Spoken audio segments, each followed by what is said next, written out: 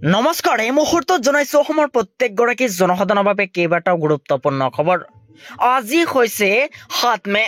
আজিৰ দিনটোত অসমৰ লগতে ভাৰতবৰ্ষৰ বিভিন্ন প্ৰান্তৰ পৰা কেইবাটাও গুৰুত্বপূৰ্ণ খবৰ। এই মুহূৰ্তত জনাইছো আমাৰ প্ৰথম নম্বৰ খবৰটোলৈ। পঞ্চায়ত নিৰ্বাচনৰ বাবে আজি ৰাজ্যৰ 13খন জিলা বন্ধ ঘোষণা। পঞ্চায়ত নিৰ্বাচনৰ বাবে ৰাজ্য চৰকাৰৰ গুৰুত্বপূৰ্ণ নিৰ্দেশনা। 13খনকৈ জিলাত আজি প্ৰযোজ্য হ'ব ৰাজহুৱা বন্ধ। ধুবুৰী, দক্ষিণ শালমাৰা, গোৱালপাৰা লগতে বঙাইগাঁও, বৰপেটা, ব্ৰজালি, নলবাৰী, কামৰূপ, গ্ৰাম্য, হোজাই, নগাঁও, মৰিগাঁও, দৰং জিলাত বন্ধ ঘোষণা। মুছলমানক দিব লাগিব এতিয়াৰ পৰা সন্মান। এই মুহূৰ্তত জনাইছো আমাৰ দ্বিতীয় নম্বৰ খবৰটোলৈ। গৌৰৱেৰে নিজৰ পৰিচয় দাঙি ধৰিব পাৰিব এইবাৰ মুছলমানে। পাব জাতিগত স্বীকৃতি, প্ৰতিশ্ৰুতি মুখ্যমন্ত্ৰী ডক্টৰ হিমন্ত বিশ্ব শৰ্মাৰ ঘোষণা। আৰু আমি জলহা, আমি চৈয়দ, আমি মৈমাল বুলি লিখিব পাৰিব। মৈমাল লোকসকলৰ এটা চেঞ্চাছ হ'ব। আৰু কৰিমগঞ্জৰ কৰ প্ৰতিশ্ৰুতিৰ কথা দোহাৰিলে মুখ্যমন্ত্ৰী ডক্টৰ হিমন্ত বিশ্ব শৰ্মাই। পঞ্চায়ত নিৰ্বাচনৰ মাজতে মুখ্যমন্ত্ৰীৰ এই বৃহৎ ঘোষণা। জাতিগত জনগণনা হ'ব মুছলমান লোকসকলৰ বাবে। ৰাজ্যৰ মুছলমানে মুকলিকৈ দিব পাৰিব এতিয়াৰ পৰা নিজৰ জাতিৰ পৰিচয়। মুকলিকৈ লিখিব পাৰিব জলহা, চৈয়দ, নৈমাল জাতিৰ পৰিচয়।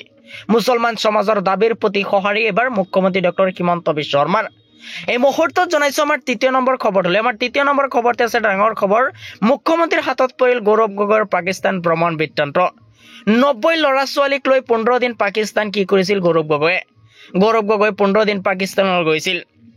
গৌৰৱ গগৈৰ পত্নী 19 বাৰ ভাৰত আৰু পাকিস্তানৰ মাজত অহা যোৱা কৰিছে। 2-3 বাৰ পাকিস্তান আৰ্মিৰ মানুহকো লগ কৰিছে। তেওঁ আগতেই পাকিস্তানক চাকৰি কৰিছিল। দিল্লীলৈ আহি এটা NGOত চাকৰি কৰিছিল, কিন্তু দৰমহাটো পাকিস্তানে দি থাকে। MP এজনে নিজৰ ল'ৰা ছোৱালীৰ পাছপোৰ্ট চাৰেণ্ডাৰ কৰাইছে। মুখ্যমন্ত্ৰী ডক্টৰ হিমন্ত বিশ্ব শৰ্মাই দিছে বিস্তৃত তথ্য গৌৰৱ গগৈক লৈ। মুখ্যমন্ত্ৰীৰ হাতত পৰিল গৌৰৱ গগৈৰ পাকিস্তান ভ্ৰমণ বিভ্ৰান্ত। এই মুহূৰ্তত জনাইছো আমাৰ 4 নম্বৰ খবৰটোলৈ। আমাৰ 4 নম্বৰ খবৰতে আছে ডাঙৰ খবৰ। 9 মেত ভাৰত পাক যুদ্ধক লৈ উচ্চস্তৰীয় বৈঠক। ঘোষণা হ'ব পাৰে দিন। বাংগালোৰত হ'ব সংসদীয় সমিতিৰ বৈঠক। প্ৰতিৰক্ষা বিভাগৰ গুৰুত্বপূৰ্ণ বৈঠকত লোৱা হ'ব এই ডাঙৰ সিদ্ধান্ত। উপস্থিত থাকিব প্ৰতিৰক্ষা মন্ত্ৰী ৰাজনাথ সিং, NSA অজিত পুজাল। আৰু এই বৈঠকত লৈ এতিয়া হাহাকাৰ লাগিছে পাকিস্তানত।